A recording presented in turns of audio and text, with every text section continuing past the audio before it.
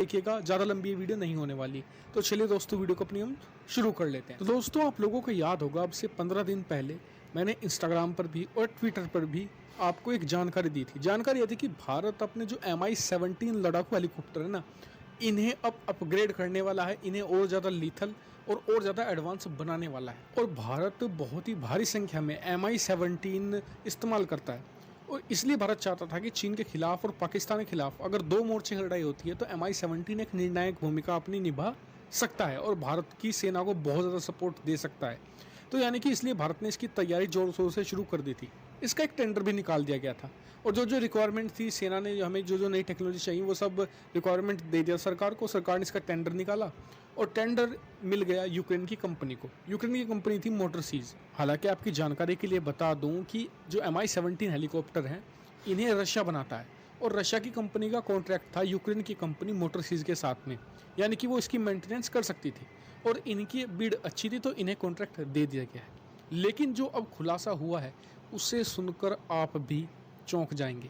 खुलासा क्या हुआ है? खुलासा ये है कि जो ये कंपनी है मोटरसीज, दरअसल ये एक चीनी कंपनी थी। जी हाँ, और ये हद से ज़्यादा चीनी थी। मतलब कि एक कंपनी का मालिकाना हक होने के लिए आपको उसके 51% शेयर होने चाहिए, लेकिन चीन के जो नागरिक थे उनके नाम पर करीबन 80% शेयर इसके लिस्ट थे। जी हाँ, यानी कि चीनियों ने 80% शेयर इसके खरीद लिए थे। चीन के पास इसका मालिकाना हक था। और सबसे मज़े की बात कि भारत को इसकी भनक तक नहीं थी।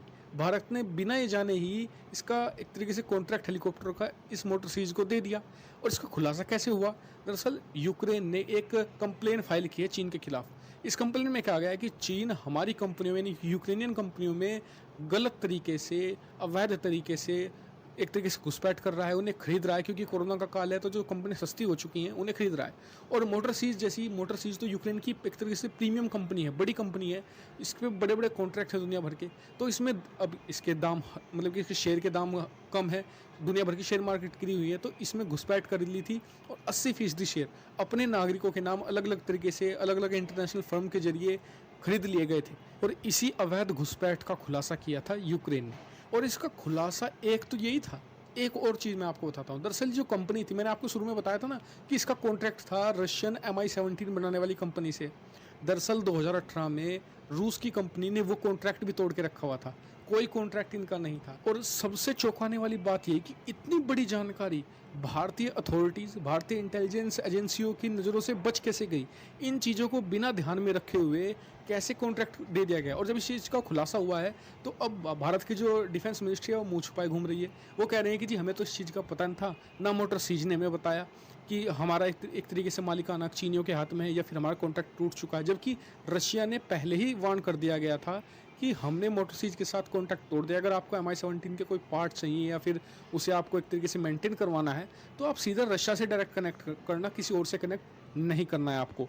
तो ये एक बड़ा इंटेलिजेंस फेलियर है। हालांकि फिलहाल भारतीय एजेंसियों को इसके बारे में पता लग चुका है, इस पर कार्रवाई जारी है, और मुझे लगता है कि अब यूक्रेन की कंपनी को इसे कॉन्टैक्ट मिलने वाला है, भी डायरेक्ट रशिया के पास ही जाना होगा, वही वो इसे अपडेट करेगा। लेकिन भविष्य में भारत के लिए बहुत ज़्यादा सीखने की बात है और सोचने की भी बात है कि चाइना जब इतनी ज़्यादा डीप कॉन्स्पिरेसी रच रहा है तो भारतीय एजेंसियां हाथ पर हाथ धरे नहीं बैठे रह सकती।